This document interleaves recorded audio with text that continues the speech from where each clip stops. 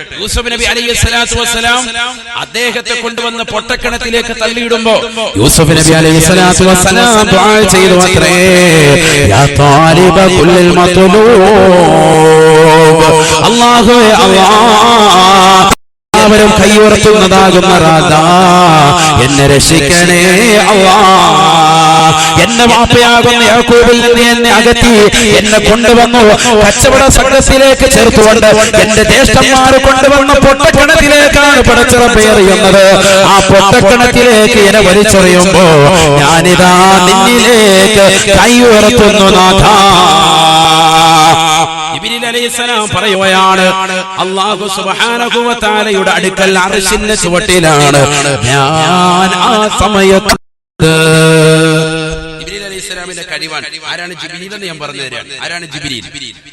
ജിബ്രീൽ അലൈഹിസ്സലാത്തു വസ്സലാം പറയുകയാണ്, അല്ലാഹുവിന്റെ അർശിന്റെ ചുവട്ടിലാണ് ഞാൻ എപ്പോഴുള്ളത്. അല്ലാഹു സുബ്ഹാനഹു വ തആല എന്നോട് പറയുകയാണ്, അദ്രിക അബ്ദി യാ ജിബ്രീൽ, അല്ലയോ ജിബ്രീലേ ജിബ്രീലേ എന്റെ അടിമയെ പിടിക്കണേ എന്ന് ജിബ്രീൽ അലൈഹിസ്സലാത്തു വസ്സലാമിനോട് അല്ലാഹു പറയുമ്പോൾ ജിബ്രീൽ അലൈഹിസ്സലാത്തു വസ്സലാം ആ പൊട്ടക്കിണറ്റിന്റെ മുകളിൽ നിന്ന് കുട്ടിയെ സഹോദരങ്ങൾ വലിച്ചു താഴേക്കിടുമ്പോ കുട്ടിയല്ല ആദ്യം കിണറ്റിന്റെ അടിയിലെത്തിയത്. ആദ്യമായ കിണറ്റിന്റെ അടിയിൽ അർശിന്റെ അടുക്കൽ നിന്ന് ആ തട്ടിലേക്ക് വന്നുകൊണ്ട് കിണറ്റിന്റെ താഴ്ഭാഗത്തേക്ക് വന്നുകൊണ്ട് കുട്ടിയെ താങ്ങിയെടുത്തത് ഞാനാണ് എന്ന് സയ്യിദുനാ ജിബ്രീൽ. ആ ജിബ്രീൽ അലൈഹിസ്സലാത്തു വസ്സലാമിനെ അല്ലാഹു മരിപ്പിക്കുകയാണ്.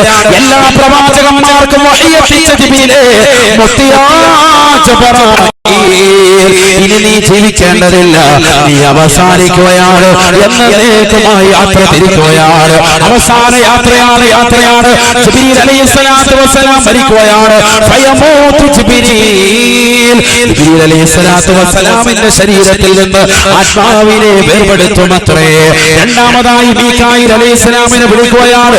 അല്ലാഹു സുബ്ഹാനഹു വ തആല മീകായിലോട് പറയുമത്രേ, മുത്തിയാ മീകായിൽ, അല്ലയോ മീകായിലേ മരിക്കണേ എന്ന് പറയുമ്പോ ഫയമൂതു മീകായിൽ, അല്ലാഹുവിന്റെ റസൂൽ പറയുകയാണ്, മീകായിൽ അലൈഹിസ്സലാം മരിക്കുകയാണ്. മീകായിൽ അലൈഹിസ്സലാമിന്റെ ശരീരത്തിൽ നിന്ന് ആത്മാവിനെ വേർപെടുത്തുകയാണ്.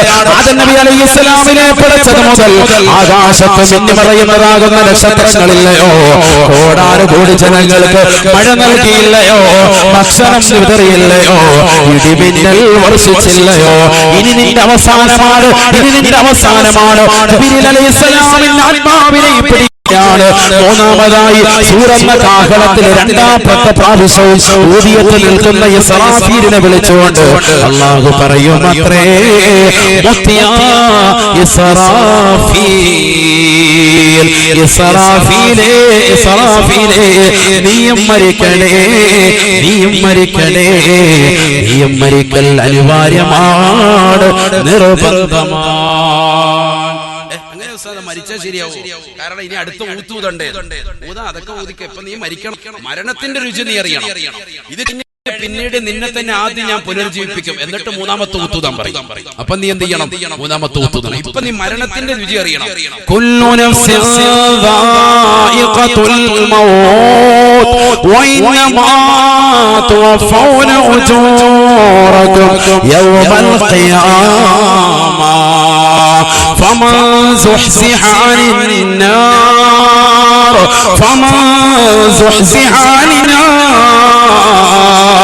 وأدخل الجنة فقد فاز وما الحياة الدنيا إلا متاع الغرور. ഈ ലോകത്തെ മരണത്തിന്റെ വേദന അറിയാത്തവരായി ഒരാളുമില്ല, ഒരു പ്രവാചകരുമില്ല, ഒരു വ്യക്തിയുമില്ല, ഒരു മലക്ക് പോലുമില്ല. എല്ലാവരെയും അല്ലാഹു മരിപ്പിക്കും. അല്ലാഹു എല്ലാവരെയും മരിക്കും. അതാണ് ഖുർആൻ പറഞ്ഞത്, വയബ്ഖാ വജ്ഹു റബ്ബിക ദുൽ ജലാലി വൽ ഇക്റാം. അല്ലാഹു മാത്രം മതി ഇവിടെ, ബാക്കിയുള്ളവരൊക്കെ തീർക്കാൻ മൊത്തം തീരാൻ പോകും. തൗഫീഖ് തരട്ടെ. അല്ലാഹു തൗഫീഖ് നൽകട്ടെ. നമ്മുടെ ആഖിബത്ത് അല്ലാഹു നന്നാക്കി തരട്ടെ. ബഹുമാനപ്പെട്ട റസൂലുള്ളാഹി സ്വല്ലല്ലാഹു അലൈഹി വസല്ലം പറയുന്നു, ഇസ്രാഫീൽ അലൈഹിസ്സലാമിനോട് അല്ലാഹു പറയും, ഇസ്രാഫീൽ നീയും മരിക്കണം. ഫയമൂതു ഇസ്രാഫീൽ, ഇസ്രാഫീൽ അലൈഹിസ്സലാമിന്റെ ആത്മാവിനെയും അല്ലാഹു പിടിക്കും, ആത്മാവിനെ വേർപെടുത്തും. നാലാമതായി ആരാണ് ബാക്കിയുള്ളത്? അസ്രായിൽ അലൈഹിസ്സലാം മാത്രം. അസ്രായിൽ അലൈഹിസ്സലാത്തു വസ്സലാമിനെ അല്ലാഹു വിളിക്കും. ഇതാണ് നമ്മൾ പഠിക്കേണ്ട പാഠം. ഇതാണ് നമ്മൾ പഠിക്കേണ്ട പാഠം. ഈ ലോകത്തുള്ളതാകുന്ന സർവ്വ സൃഷ്ടിജാലങ്ങളുടെയും ആത്മാവിനെ വേർപെടുത്തിയതാകുന്ന അസ്രായിൽ അലൈഹിസ്സലാമിന്റെ ശരീരത്തിൽ നിന്ന് പോലും അല്ലാഹു സുബ്ഹാനഹു വ തആല ആത്മാവിനെ വേർപെടുത്തുകയാണ്. അദ്ദേഹത്തിന്റെ ശരീരത്തിൽ നിന്ന് പോലും അല്ലാഹു ആത്മാവിനെ വേർപെടുത്തും, ബാക്കിയാക്കൂല. ഈ ലോകത്തുള്ള സർവരുടെയും ആത്മാവിനെ പിടിച്ച ജോലിയാണ് എനിക്ക്. അതുകൊണ്ട് എന്നെ മാറ്റി നിർത്തണം, പറ്റൂല. നിന്നെയും പിടിക്കും. അസ്രായിൽ അലൈഹിസ്സലാമിനെ അല്ലാഹു അടുത്തേക്ക് വിളിക്കും. فيقول الله تبارك وتعالى, അല്ലാഹു സുബ്ഹാനഹു വ തആല അസ്രായിൽ അലൈഹിസ്സലാത്തു വസ്സലാമിനോട് ചോദിക്കുകയാണ്, മനിൽ ബാഖി യാ അസ്രായിലേ, ഇനി ആരാണ് ബാക്കിയുള്ളത് എന്ന് അല്ലാഹു സുബ്ഹാനഹു വ തആല അസ്രായിൽ അലൈഹിസ്സലാമിനോട് ചോദിക്കുമ്പോൾ അസ്രായിൽ അലൈഹിസ്സലാത്തു വസ്സലാം പറയുകയാണ്, അല്ലാഹ് അബ്ദുകൽ ഫാനി യാ അല്ലാഹുവേ, പടച്ചറബേ, നിന്റെ നശിക്കാനുള്ള ഈ അടിമ മാത്രമാണ് അല്ലാഹ്, നശിക്കാനുള്ള ഈ അടിമ മാത്രമാണ് അല്ലാഹ്. കാരണം അസ്രായിൽ അലൈഹിസ്സലാത്തു വസ്സലാമിന് മനസ്സിലായി, ഞാൻ മരിക്കേണ്ടതാണ്. കാരണം എന്റെ ശരീരത്തിൽ മരണപ്പെട്ടു പോയി, ജിബ്രീൽ അസ്തമിച്ചു പോയി, മീകായിൽ മരണപ്പെട്ടു പോയി, ഇസ്രാഫീൽ മരണപ്പെട്ടു പോയി. ഇനി ആർക്ക് വേണ്ടിയാണ് ഞാൻ ജീവിക്കുന്നത്? ഈ ലോകം തന്നെ പടക്കാൻ കാരണക്കാരനാകുന്ന അഷ്റഫുൽ ഖൽഖ് മുഹമ്മദ് മുസ്തഫ, കാരുണ്യത്തിന്റെ കരസ്പർശം കൊണ്ട് മാലോകരുടെ മനതലങ്ങളെ മദീനയിലേക്ക് മാടി വിളിച്ച ഹബീബ് മുഹമ്മദ് മുസ്തഫ, ആ ഈ ലോകത്ത് നിന്ന് വിട പറഞ്ഞു പോയില്ലയോ, ഇനി ഒരിക്കലും എന്നെ അല്ലാഹു ഈ ലോകത്ത് ബാക്കിയാക്കുകയില്ല. അതുകൊണ്ട് തന്നെ അസ്രായിൽ വിളിച്ചു പറയുകയാണ്, അബ്ദുകൽ ഫാനി യാ അല്ലാഹ്, അല്ലാഹുവേ, പടച്ചറബേ, നിന്നെ നശിക്കാനുള്ള ഈ അടിമ മാത്രമാണ് എന്ന് അസ്രായിൽ അലൈഹിസ്സലാത്തു വസ്സലാം പറയുമ്പോൾ അല്ലാഹു സുബ്ഹാനഹു വ തആല അസ്രായിൽ അലൈഹിസ്സലാമിനോട് പറയുമത്രേ, ലാ മിൻ മൗതിക യാ അസ്രായിൽ, അസ്രായിലേ, നീയും മരിക്കൽ നിർബന്ധമാണ്, നീയും മരിക്കൽ അനിവാര്യമാണ്. ചിന്തിക്കണേ മൗലിലുള്ള ചെറുപ്പക്കാരാ, ഒരുപക്ഷെ നിന്റെ കാത് മുടച്ചത് മുതൽ ഉമ്മന മുസാദി ചരിത്രം പറയുന്നത് വരെ അസ്രായിന് അന്ത്യമുണ്ടോ എന്ന് ചിന്തിച്ചിരുന്നതാകുന്ന വിശ്വാസികളില്ലയോ, ചെറുപ്പക്കാരില്ലയോ, യുവാക്കളില്ലയോ? അസ്രായിലിനും അന്ത്യമുണ്ടത്രേ. അസ്രായിലിനും ഈ ലോകത്ത് നിന്ന് ഒരു വിട പറയലുണ്ടത്രേ. അന്ത്യം ഒന്ന് കാത് കൊടുത്ത് കേൾക്കണേ, ഹൃദയം കൊടുത്ത് ചിന്തിക്കണേ. അല്ലാഹുവിന്റെ റസൂൽ പറയുകയാ, ഫയദ്ഹബുല മൗലിയും ബൈനൽ ജന്നതി വന്നാർ, സ്വർഗ്ഗത്തിന്റെയും നരകത്തിന്റെയും ഇടയിലുള്ള ഒരു പ്രവിശ്യയിലേക്ക് അസ്രായിൽ അലൈഹിസ്സലാം പോവുകയാണ്.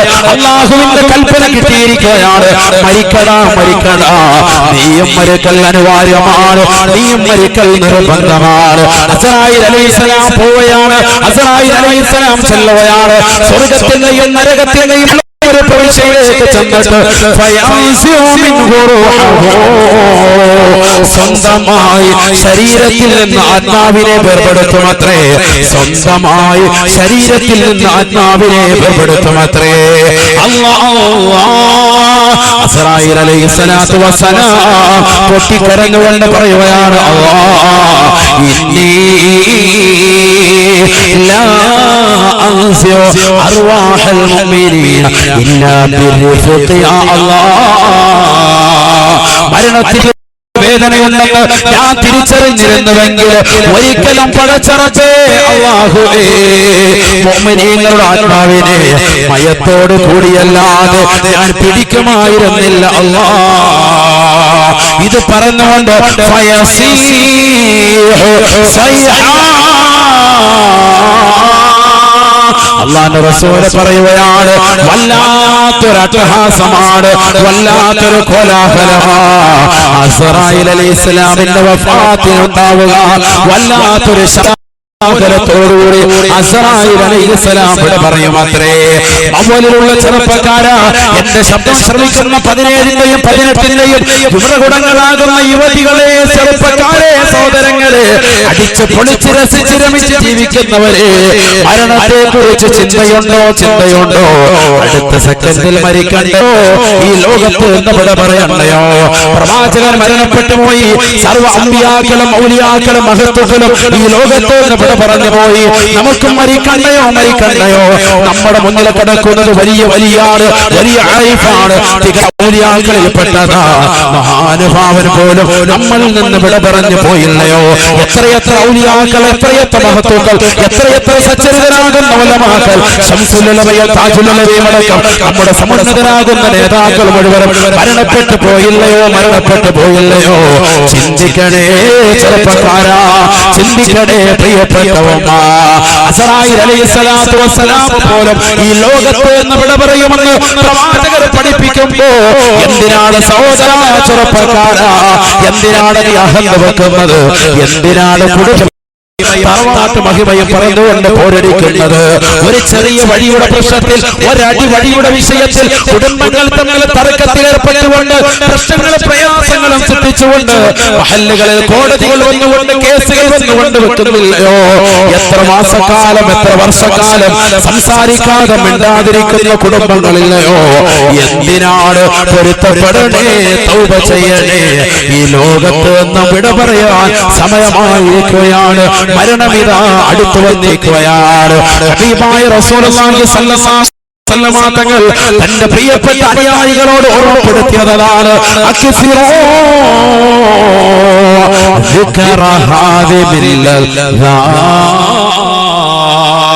സർവസുഖങ്ങളെയും ആസ്വാദനങ്ങളെയും മുറിച്ചു കളയുന്നതായ മരണത്തെ കുറിച്ച് ചിന്തിക്കണേ എന്ന് നബിയുനാ റസൂലുള്ളാഹി. ആരാ ചിന്തിക്കുന്നത്? മുത്തഅല്ലിമീങ്ങൾ ഒഴികെ, ആത്മീയമാകുന്ന അറിവ് പഠിക്കുന്നതാകുന്ന വിദ്യാർത്ഥികൾ ഒഴികെ ബാക്കിയുള്ളതാകുന്ന മുഴുവൻ ആളുകൾ മരണത്തെ കുറിച്ച് സ്മരിച്ചുകൊണ്ടിരിക്കണമെന്ന് സയ്യിദുനാ റസൂലുള്ളാഹി. അല്ലാഹു തൗഫീഖ് നൽകട്ടെ. നമ്മളിൽ ആരാ ചിന്തിക്കുന്നത്? മരണത്തെ കുറിച്ച് എവിടെയാണ് നമ്മൾ ഓർത്തത്?